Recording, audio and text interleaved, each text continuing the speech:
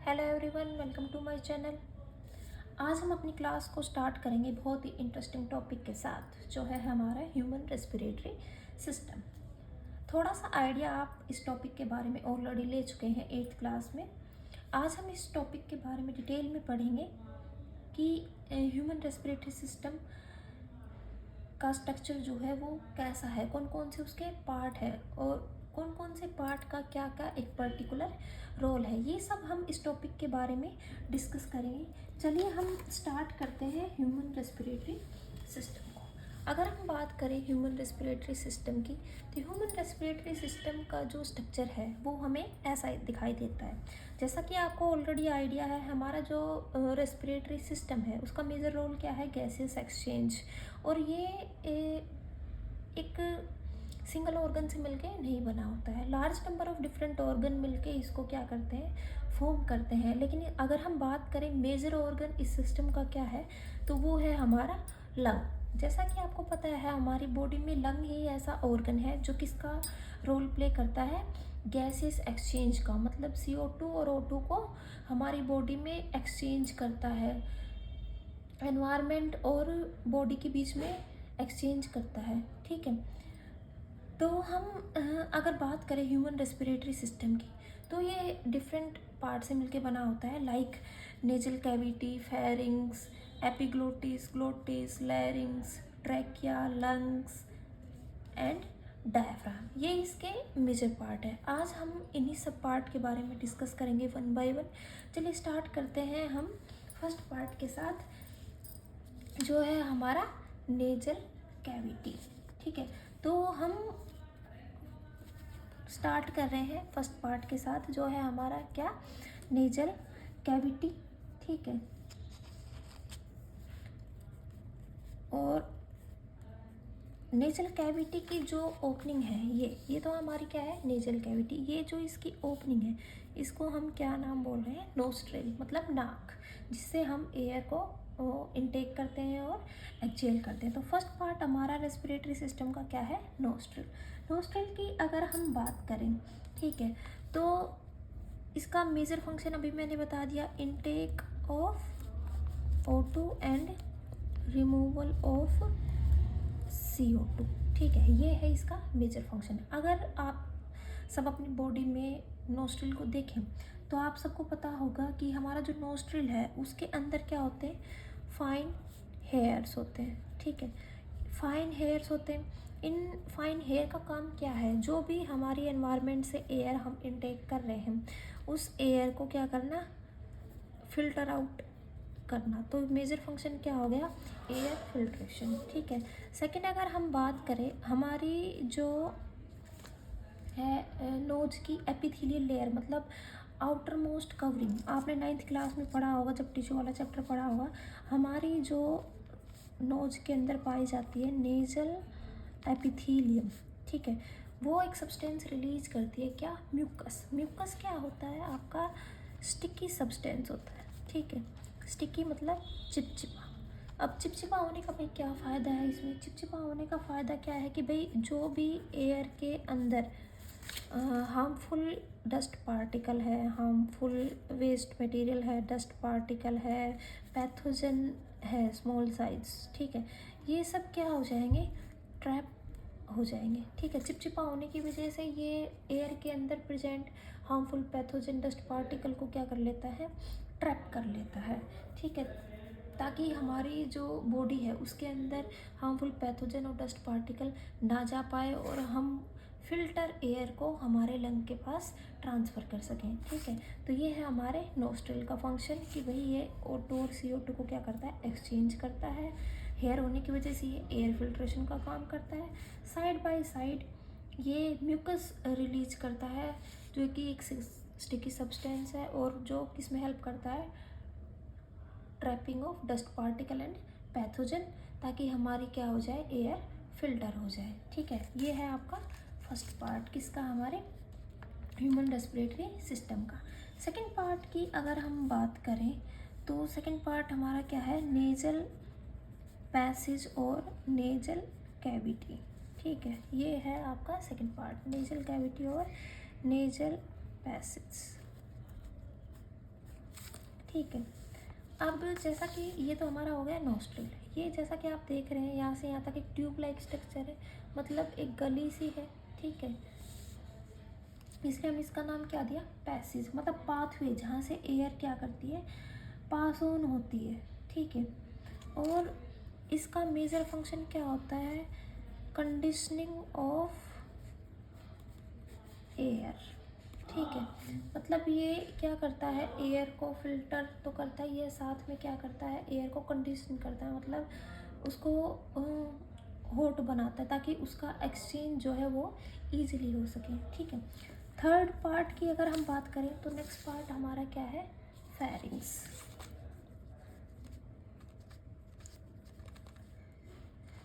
देखो फेरिंग्स की अगर हम बात करें तो आपने फेरिंग्स दो जगह पढ़ा होगा। फर्स्ट पार्ट में आप ऑलरेडी पढ़ चुके होंगे डाइजेस्टिव सिस्टम में, अब यहाँ पे फिर से आ रहा है। तो अगर हम बात करें फेरिंग्स की तो ये कॉमन पैसेज होता है हमारे किस किस के लिए, common passage for both digestive system की अगर हम बात करें तो फूड के ट्रांसमिशन में हेल्प करता है, अगर हम रेस्पिरेटरी सिस्टम की बात करें तो ये एयर के ट्रांसमिशन के लिए रिस्पॉन्सिबल होता है। तो ये कॉमन पैसेज है फूड और एयर के लिए, ठीक है। ये इसका मेजर फंक्शन है। नेक्स्ट पार्ट की अगर हम बात करें तो नेक्स्ट पार्ट हमारा क्या है, लैरिंग्स। ये हमारा नेक्स्ट पार्ट, ये लैरिंग्स, ठीक है। देखो ये हमारा है फेरिंग्स, ये हमारा है लैरिंग्स। इस पैसेज के बीच में दो टर्मिनोलॉजी आई है, ग्लोटिस और एक एपिग्लोटिस। तो फर्स्ट हम पढ़ेंगे ग्लोटिस क्या होता है। अब देखो भाई, फेरिंग्स आया किसके अंदर एंटर हुआ, लैरिंग्स के अंदर। तो ऐसी ओपनिंग जिसके थ्रू हमारा जो फेरिंग्स है वो किसके अंदर ओपन हो, लैरिंग्स के अंदर, उस ओपनिंग को हम क्या बोल रहे हैं, ग्लोटिस, ठीक है। तो ग्लोटिस क्या हो गया भाई, हमारा ओपनिंग जिसके थ्रू हमारा क्या कर रहा है, through which pharynx open into लैरिंग्स। भाई हमारा जो फेरिंग्स है वो किस में ओपन हो रहा है, लैरिंग्स के अंदर, ठीक है। उस ओपनिंग को हम क्या बोल रहे हैं, ग्लोटिस। नेक्स्ट टर्मिनोलॉजी हमने अभी देखी कि क्या आ रही है हमारी, एपिग्लोटिस। अब देखो आप यहाँ पे देख रहे होंगे कि हमारा जो ग्लोटिस है वो भी एक थिन स्किन के फ्लैप से कवर होता है, उसको हम क्या बोल रहे हैं, एपिग्लोटिस, मतलब ग्लोटिस के ऊपर, एपी का मतलब होता है ऊपर, ठीक है। तो एपिग्लोटिस क्या हो गया, ग्लोटिस को कवर करने वाली स्किन की कवरिंग, ठीक है। कभी कवर करेगी, देखो ये कॉमन पैसेज है फेरिंग्स हमारा, ठीक है। यहाँ से एयर भी आ रही है, फूड भी आ रही है। अगर एयर आ रही है तो उसको इस पैसेज में एंटर करना है, ठीक है। अगर फूड आ रहा है तो उसको डाइजेस्टिव सिस्टम में एंटर करना है, मतलब ईसोफेगस में एंटर करना है। तो इन दोनों मैकेनिज्म को कैसे हमारी बॉडी में रेगुलेट किया जाता है, वो देखिए एपिग्लोटिस मेजर रोल प्ले करता है इसमें। जब हम खाने को सोलो करते हैं, मतलब निगलते हैं, ठीक है, तो उस टाइम ये एपिग्लोटिस क्या करता है, कंप्लीटली कवर कर लेता है हमारे ग्लोटिस रीजन को, ठीक है, ताकि हमारा जो फूड है वो हमारे रेस्पिरेटरी ट्रैक्ट के अंदर एंटर ना करे, ठीक है। क्योंकि अगर ये ओपन होगा तो हमारा फूड भी एंटर कर जाएगा इसमें, ठीक है। तो इस चीज़ को प्रिवेंट करने के लिए एपिग्लोटिस जो होता है ना वो ऐसे आ जाता है, ऐसे, ठीक है, कंप्लीटली कवर कर लेता है हमारे ग्लोटिस को, ताकि फूड जो है वो हमारे रेस्पिरेटरी पैसेज के अंदर एंटर ना करें, क्योंकि अगर ऐसा होगा तो हमारी डेथ हो जाएगी। तो इस चीज़ को प्रिवेंट करने के लिए एपिग्लोटिस क्या करता है, ग्लोटिस को कवर कर लेता है at the time of swallowing of food, ठीक है। तो ये क्या करता है, होती क्या है एक्चुअली, ये थिन फ्लैप ऑफ स्किन है which cover glottis at the time of swallowing of food, ठीक है। ये है इसका फंक्शन, क्लियर। अब ये हो गया हमारा यहाँ तक का पार्ट। हम मेजर पार्ट हमारा क्या है, लैरिंग्स, इसकी बात कर रहे हैं। देखो लैरिंग्स की अगर हम बात करें तो लैरिंग्स को हम नॉर्मली क्या बोलते हैं, वॉइस बॉक्स, मतलब जिसके थ्रू हम, ऐसा ऑर्गन जिसके थ्रू हम क्या करते हैं, आवाज़ निकालते हैं, वॉइस प्रोड्यूस करते हैं। सबको पता है ये कहाँ पे लोकेटेड है, हमारे लोकेटेड इन नेक रीजन, ठीक है। नेक रीजन में ये प्रेजेंट होता है हमारे, और इसका काम क्या है, प्रोड्यूस साउंड, इसलिए हमने इसका नाम क्या दिया भाई, वॉइस बॉक्स, ठीक है। देखो अगर हम बात करें मेल और फीमेल की, बिफोर प्यूबर्टी हम बात कर रहे हैं, बिफोर प्यूबर्टी अगर दोनों में बात करें तो आपने ऑलरेडी 8th क्लास में पढ़ा होगा कि भाई प्यूबर्टी से पहले मेल और फीमेल में लैरिंग्स का साइज़ क्या होता है, साइज़ ऑफ लैरिंग्स जो है, लैरिंग साइज़ क्या होता है, सेम होता है दोनों के केस में, मेल और फीमेल में। लेकिन अगर हम बात करें आफ्टर प्यूबर्टी, ठीक है, तो फीमेल में तो एज इट इज़ इसका साइज जो है वो सेम ही रहेगा। लेकिन मेल की अगर बात करें हम, मेल की, तो मेल में क्या होता है, आपको पता है कि हमारा जो है टेस्टिस मैच्योर हो जाती है और एक हार्मोन रिलीज करती है, टेस्टोस्टेरोन, ठीक है। टेस्टिस है, टेस्टिस मेल रिप्रोडक्टिव ऑर्गन, ठीक है। ये क्या रिलीज करेगा, टेस्टोस्टेरोन हार्मोन। इसी हार्मोन के कंट्रोल में आपने पढ़ा होगा सेकेंडरी सेक्सुअल कैरेक्टरिस्टिक्स आते हैं 8th क्लास में, ठीक है।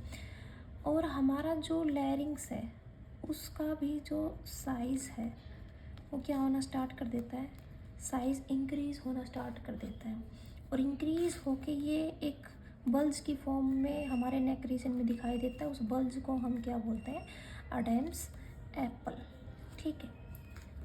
तो लैरिंग्स इन केस ऑफ मेल अगर हम बात करें आफ्टर प्यूबर्टी किस में कन्वर्ट हो गया, अडेम्स एप्पल के अंदर। यही अडेम्स एप्पल रिस्पॉन्सिबल होता है मेल के केस में हार्शनेस ऑफ वॉइस, ठीक है, और deepens voice, deepens and harshness of voice के लिए किसके लिए कौन रिस्पॉन्सिबल है भाई, अडेम्स एप्पल, ठीक है। ये है हमारा लैरिंग्स। तो लैरिंग्स क्या होती है, वॉइस बॉक्स है, वॉइस प्रोड्यूस करने का काम करता है, नेक रीजन में होता है, दोनों मेल फीमेल दोनों में बिफोर प्यूबर्टी सेम साइज़ रहता है। लेकिन अगर आफ्टर प्यूबर्टी बात करें तो मेल में इसका साइज़ बढ़ जाता है, इंक्रीज़ हो जाता है टेस्टोस्टेरोन हार्मोन की वजह से, और ये एक बल्ज की फॉर्म में नेक रीजन में हमें दिखाई देता है, जिसको हम क्या बोले, अडेम्स एप्पल। ये रिस्पॉन्सिबल होता है हार्शनेस और डीपनेस ऑफ वॉइस के लिए, किसके केस में, मेल के केस में, ठीक है। ये तो था लैरिंग्स। अगर एक इम्पोर्टेंट नोट, अगर हम बात करें किसकी, बर्ड्स की, तो बर्ड्स के केस में लैरिंग्स को क्या बोलते हैं, सैरिंग्स बोलते हैं, ठीक है, सैरिंग्स।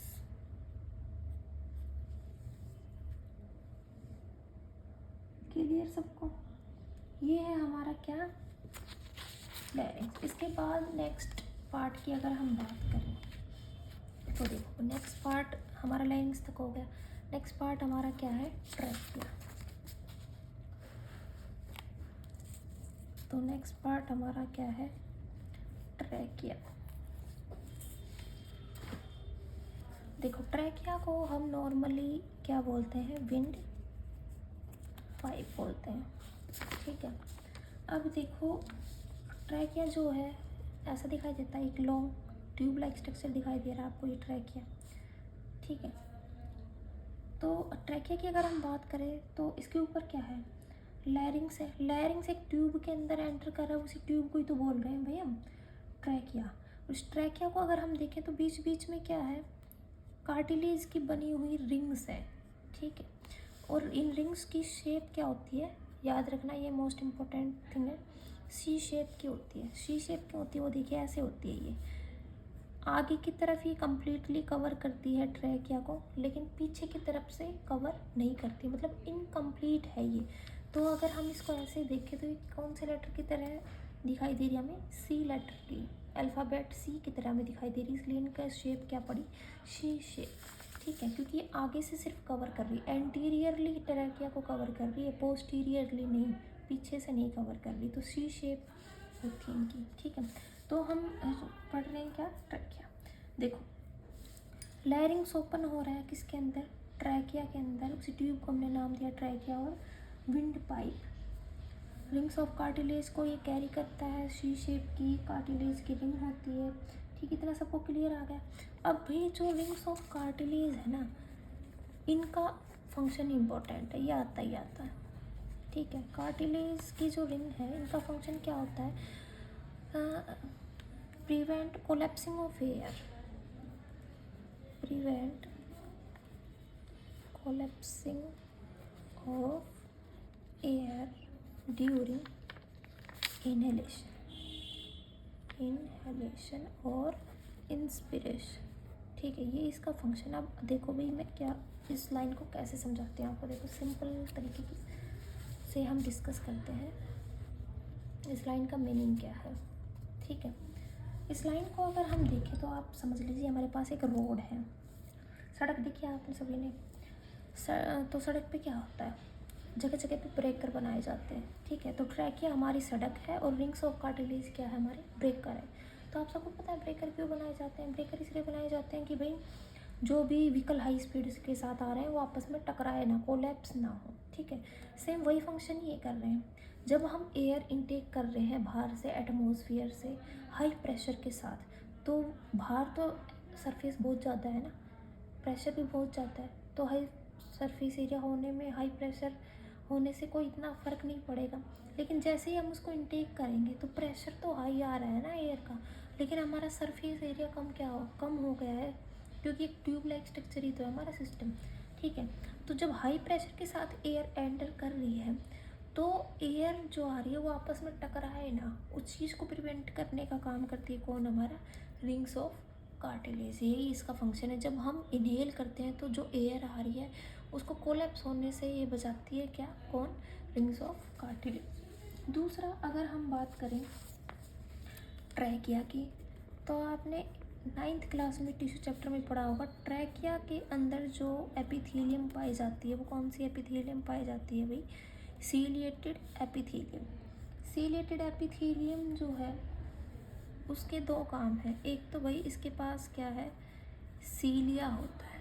ठीक है, सीलिया क्या है, फिंगर लाइक प्रोजेक्शन होते हैं। फिंगर लाइक बोल लो या फिर हेयर लाइक बोल लो, हेयर लाइक प्रोजेक्शंस हैं। ठीक है, सीलिया। अब इनका काम क्या है वो देखिए।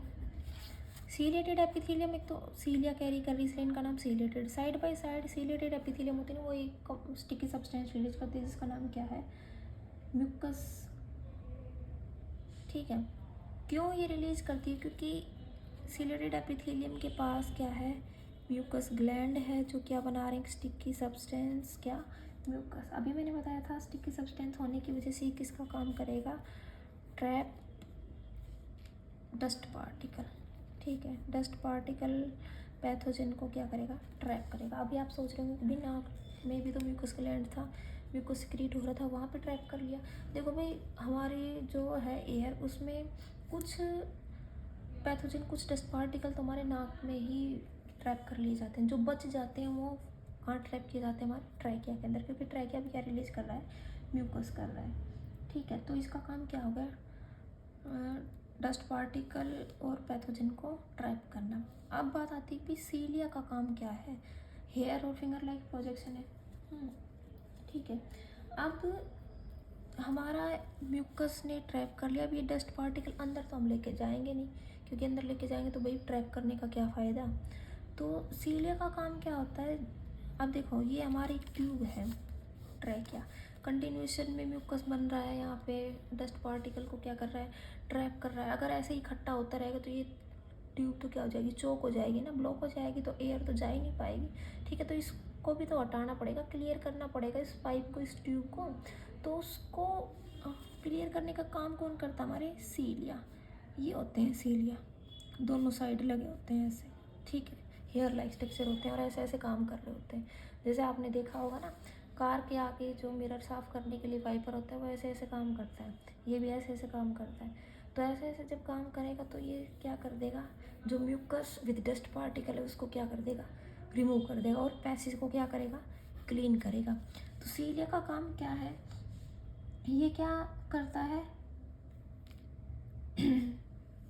हमारे जो म्यूकस विद डस्ट पार्टिकल है उसको क्या करेगा, लेके जाएगा किसके पास, हमारे थ्रोट के पास, मतलब गले में लेके आएगा और गले से हम क्या कर देंगे, उसको स्पिटेड आउट कर देंगे ताकि हमारे बॉडी से ये बाहर निकल जाए। ठीक है, ये है इसका फंक्शन। तो ट्रैकिया क्या होगा, रिंग्स ऑफ कार्टिलेज को कैरी कर रहा है जो कोलैप्सिंग ऑफ एयर को प्रिवेंट कर रहा है ड्यूरिंग इनहेलेशन। दूसरा, ट्रैकिया के पास सीलेटेड एपिथेलियम है जिसके पास एक तो है सील, इसलिए इसका नाम पड़ा सीलेटेड एपिथेलियम। दूसरा इसके पास क्या है, म्यूकस ग्लैंड जो क्या बना रहा है, म्यूकस।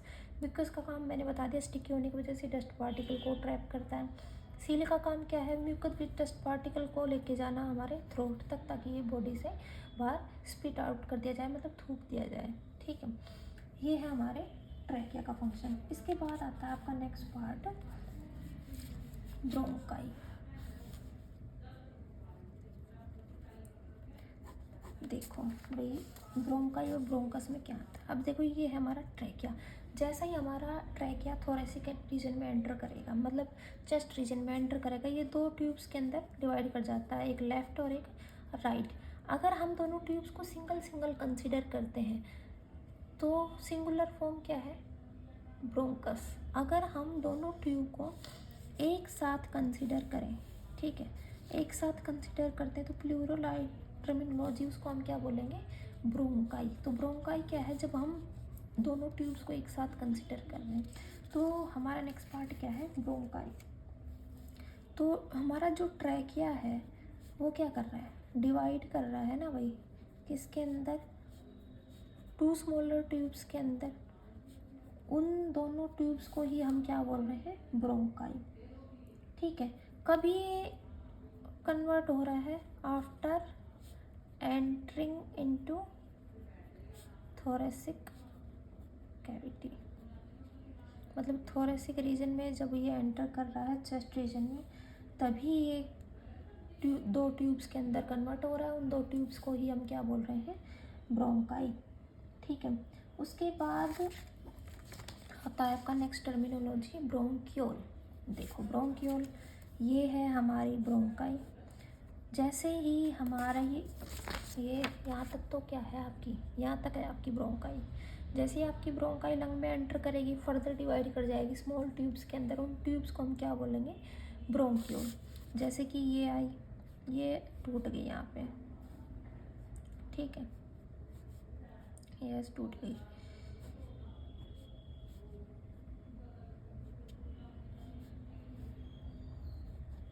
ठीक है, ऐसा स्ट्रक्चर है। ये तो हमारा क्या है भाई, ब्रोंकाई। इसके बाद ये फर्दर डिवाइड कर गई, इसको हमने नाम क्या दिया, ब्रोंक्यूल। ठीक है, कब नाम दिया, ये किसके अंदर है, जब एंटर कर गई हमारे लंग्स के अंदर। ठीक है, ये हमारी होगी ब्रोंक्यूल। अब ब्रोंक्यूल फिर डिवाइड करेंगे, फिर से फाइन ट्यूब्स के अंदर, ऐसे प्रोसेस चलता रहेगा। ठीक है, तो जब ब्रोंक्यूल डिवाइड करेंगे फर्स्ट टाइम तो क्या बनेगा हमारे पास, प्राइमरी ब्रोंक्यूल। फिर सेकंड टाइम करेंगे तो सेकेंडरी, फिर टर्सरी, फिर क्वाटरनरी, ऐसे चलता रहेगा प्रोसेस। ठीक है, मैं आपको दिखाती हूँ स्ट्रक्चर, जिसकी देखिए, ये हमारा ट्रैकिया है। जैसे लंग में एंटर करा तो हमारा क्या बना, प्राइमरी ब्रोंक्यूल। फिर प्राइमरी ब्रोंक्यूल फर्दर डिवाइड किया, सेकेंडरी, फिर फर्दर डिवाइड किया, फिर टर्सरी। ऐसे करते करते बहुत बार ये डिवाइड करता चला जाएगा। लास्ट में हमारे बहुत सारे डिवीजन के बाद क्या बनेगा, टर्मिनल ब्रोंक्यूल। टर्मिनल ब्रोंक्यूल जो होता है ना, वो एक बैलून लाइक स्ट्रक्चर के अंदर कन्वर्ट हो जाता है। उस बैलून लाइक स्ट्रक्चर को हम क्या बोलते हैं, एल्वियोलाई। ठीक है, यही हमारा मेजर पार्ट है जो लंग में रेस्पिरेटरी गैसेज के एक्सचेंज के लिए रिस्पॉन्सिबल है। ठीक है, तो ये बैलून लाइक स्ट्रक्चर है ना, ये क्या है हमारा, एल्वियोलाई। क्लियर हो गया। तो ब्रोंक्यूल हमारा नेक्स्ट पार्ट है। तो ब्रोंक्यूल की अगर हम बात करें तो ब्रोंक्यूल क्या है वो देखिए। ब्रोंक्यूल की अगर हम बात करें तो हमारा ब्रोंक्यूल क्या है, जब हमारी ब्रोंकाई डिवाइड करती है, ठीक है, स्मॉलर ट्यूब्स के अंदर, तो हमने उनका नाम क्या दिया, ब्रोंक्यूल। ठीक है, फिर हमारी टर्मिनोलॉजी आ रही है नेक्स्ट क्या, एल्वियोलाई। देखो भाई, ट्रैकिया डिवाइड किया स्मॉल ट्यूब्स के अंदर तो उनका नाम दिया ब्रोंकाई। ब्रोंकाई जब लंग के अंदर एंटर करेगा तो फर्दर ट्यूब्स के अंदर डिवाइड कर जाएगा, तब हमने नाम क्या दिया, ब्रोंकियोल। फिर ब्रोंकियोल के बाद की नेक्स्ट टर्मिनोलॉजी जाती है एल्वियोलाई। एल्वियोलाई क्या होते हैं, देखो बैलून लाइक स्ट्रक्चर होते हैं, ठीक है। बैलून लाइक स्ट्रक्चर है जो कहाँ पे प्रेजेंट है, लोकेटेड इन लंग, ठीक है। इनका मेजर फंक्शन क्या है, एल्वियोलाई जो होते हैं वो गैसियस एक्सचेंज में रोल प्ले करते हैं, ठीक है। अगर ये बैलून लाइक स्ट्रक्चर है, ठीक है, ऐसा ऐसा है, ऐसा ऐसा, तो अगर हम इस पूरे को क्या करें, जितनी भी हमारे लंग्स के अंदर एल्वियोलाई हैं उनको अगर हम स्ट्रेच करें, ठीक है, स्प्रेड करें, तो ये एल्वियोलाई जो होती है वो कितना मीटर स्क्वायर एरिया कवर करेगी, 80 मीटर स्क्वायर एरिया कवर करेगी अगर हम इनको क्या करें, एल्वियोलाई को स्प्रेड करके देखें, ठीक है। इसका मेजर फंक्शन क्या है, गैसियस एक्सचेंज। नेक्स्ट पार्ट हमारा क्या है भाई, रिब्स। नेक्स्ट पार्ट हमारा क्या आ रहा है, रिब्स, ठीक है। तो नेक्स्ट पार्ट है हमारा भाई रिब्स। रिब्स की अगर हम बात करें तो ये देखो, अब देखो लंग को सराउंड करने वाला दिख रहा है आपको, ये हमारे दो लंग है, दोनों लंग को दोनों साइड से कवर कर रखा है एक हार्ड स्ट्रक्चर ने, उनको हम क्या बोल रहे हैं, रिब्स, ठीक है। अगर हम बात करें रिब्स की तो हमारी बॉडी के अंदर टोटल रिब्स कितनी है भाई, 12 पेयर। इन रिब्स का काम क्या होता है, ये रिब्स जो होती है ना वो 12 पेयर ऑफ बोन से मिलके बनी होती है। इनका काम क्या होता है, ये एक तो भाई हमारे लंग क्या है, डेलिकेट ऑर्गन है ना, डेलिकेट होने की वजह से बाहर से अगर प्रेशर ज़्यादा होगा, स्ट्रेंथ ज़्यादा लगा दी हमने, या फिर कुछ भी रीजन है मैकेनिकल स्ट्रेंथ या फिर कुछ भी एक्सीडेंटल इवेंट हो सकती है, उससे अगर प्रेशर ज़्यादा है तो हमारे लंग तो डैमेज हो सकते हैं ना। तो मैकेनिकल शॉक को एब्जॉर्ब करने का काम कुछ तो रिब्स करती है, कुछ हमारा फ्लूइड करता है। तो रिब्स का काम क्या है, जस्ट प्रोटेक्शन ऑफ लंग, ठीक है। तो रिब्स का काम क्या है, प्रोटेक्शन ऑफ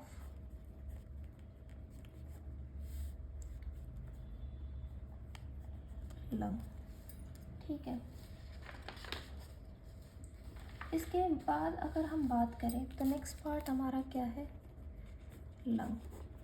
ये मोस्ट इम्पोर्टेंट पार्ट है। देखो आप सबको मैंने बताया था कि लंग ही ऐसा ऑर्गन है जहाँ पे गैसेस एक्सचेंज होता है, या फिर बोले कि रेस्पिरेटरी सिस्टम का मेजर ऑर्गन क्या है हमारा, लंग। ये है हमारे लंग। देखो लंग की अगर हम बात करें तो हमारे पास 1 पेयर ऑफ लंग है, एक लेफ्ट हैंड साइड होता है, एक राइट हैंड साइड होता है। हमारा लंग जो होता है वो एक डबल लेयर मेम्ब्रेन से कवर होता है, उस मेम्ब्रेन को हम क्या बोलते हैं, प्लूरा मेम्ब्रेन। ये आपको दिखाई दे रही होगी डबल मेम्ब्रेन, आउटर वाली को आउटर मेम्ब्रेन, अंदर वाली को इनर प्लूरा मेम्ब्रेन। दोनों मेम्ब्रेन के बीच में गैप दिखाई दे रहा है, इस गैप के बीच में एक फ्लूइड फिल होता है, उस फ्लूइड को हम क्या नाम दे रहे हैं, प्लूरल फ्लूइड। तो डबल लेयर मेम्ब्रेन है, प्लूरा मेम्ब्रेन, मेम्ब्रेन के बीच में भाई क्या भरा है हमारा, फ्लूइड। इस फ्लूइड का नाम क्या है, ये हमें क्या प्रोवाइड करता है, मैकेनिकल सपोर्ट प्रोवाइड करता है, ठीक है। कैसे प्रोवाइड करेगा, क्योंकि ये शॉक एब्जॉर्बेंस का काम करता है, ठीक है। देखिए ये लंग क्या है हमारे, प्राइमरी ऑर्गन है किसका भाई, रेस्पिरेशन का, ठीक है। प्राइमरी ऑर्गन है, कितने हैं, 2 है, 1 पेयर है, ठीक है। और इसका मेजर फंक्शन क्या है, गैसियस एक्सचेंज, ठीक है। और कवर किससे है, एक मेम्ब्रेन से, जिसको हमने नाम क्या दिया, प्लूरा मेम्ब्रेन। प्लूरा मेम्ब्रेन के क्या कंटेन करके रखती है, प्लूरल फ्लूइड को, ठीक है। प्लूरल फ्लूइड जो होता है, प्लूरल फ्लूइड जो होता है उसका काम क्या है, प्लूरल फ्लूइड का काम क्या है, मैकेनिकल शॉक और इंजरी से हमारे लंग को क्या करता है, प्रोटेक्ट करता है, ठीक है, protect lungs from mechanical shock and injury. ठीक है, आप बोल सकते हैं कि ये जो है ये शॉक एब्जॉर्बर का काम करता है। ठीक है, नेक्स्ट इसका काम क्या है, ये मॉइस्ट करके रखता है। अगर हमारा सरफेस मॉइस्ट रहेगा तो हमारा गैसेस एक्सचेंज क्या होगा, फॉर मोर गैसियस एक्सचेंज, तो हमारा गैसियस एक्सचेंज क्या होगा भाई, ज़्यादा होगा। ठीक है,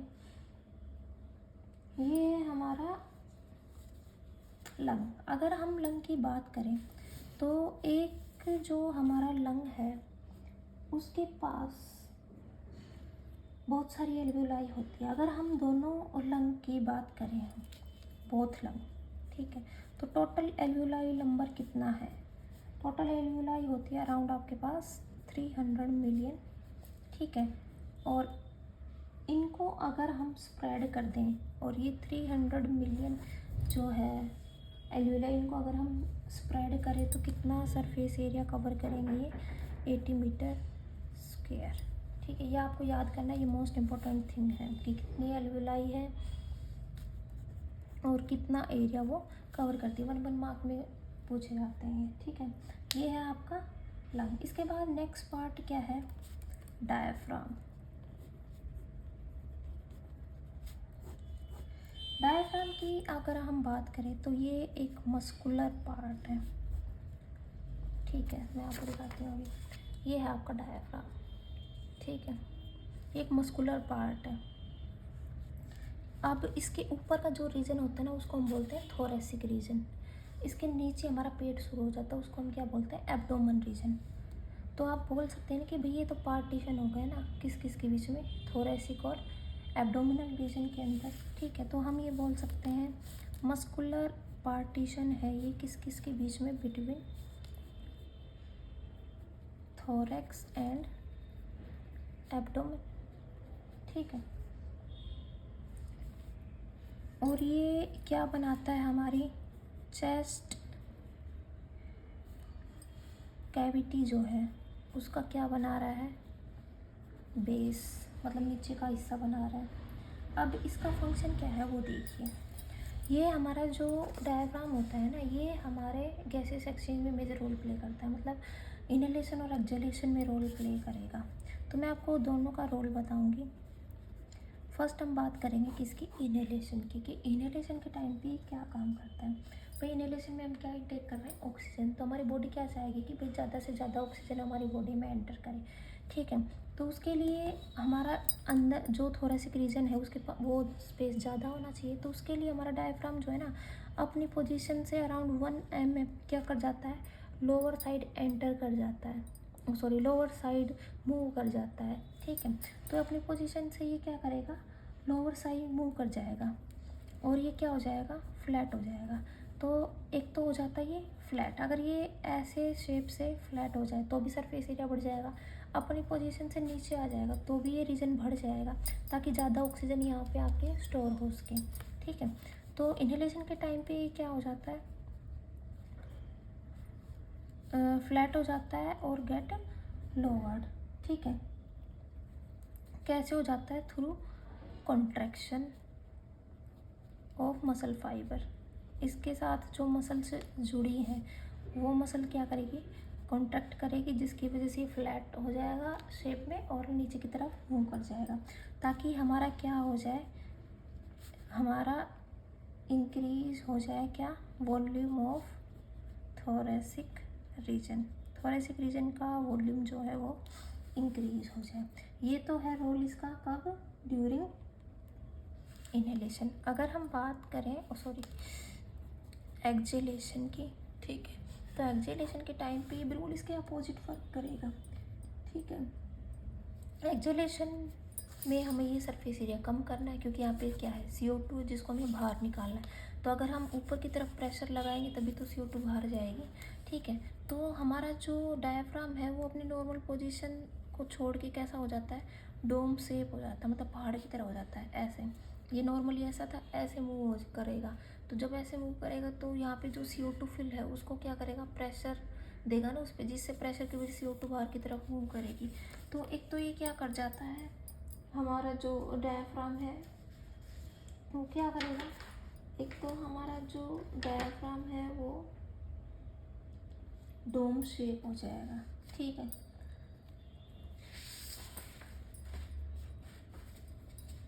डोम शेप हो जाएगा, जिससे हमारी थोरेसिक वॉल्यूम क्या हो जाएगा, डिक्रीज हो जाएगा, ठीक है। ये है इसका फंक्शन। ये 1 मार्क में क्वेश्चन पूछा जाता है हमारे पेपर में, इसलिए आपको पता होना चाहिए। इनहेलेशन में डायफ्राम क्या करता है, फ्लैट और लोअर हो जाता है through construction of muscle fibre, ताकि हमारा थोरेसिक वॉल्यूम इंक्रीज हो जाए, ताकि हम मोर ऑक्सीजन को इनटेक कर सकें। अगर हमारा बात करें एक्सहेलेशन की, तो ये डोम शेप हो जाता है ऊपर की तरफ, ताकि थोरेसिक रीजन में प्रेशर लगा सके, ताकि हमारी CO2 बाहर निकल सके था और हमारा थोरेसिक वॉल्यूम क्या हो जाए, डिक्रीज हो जाए। तो ये ऐसे वर्क करता है। तो ये थे हमारे ह्यूमन रेस्पिरेटरी सिस्टम के डिफरेंट पार्ट्स, जिनको 1 बाय 1 हमने क्या किया है, आज डिस्कस किया है, ठीक है। हाँ, नेक्स्ट वीडियो में हम कंटिन्यू करेंगे इसी पार्ट को। आज के लिए थैंक यू।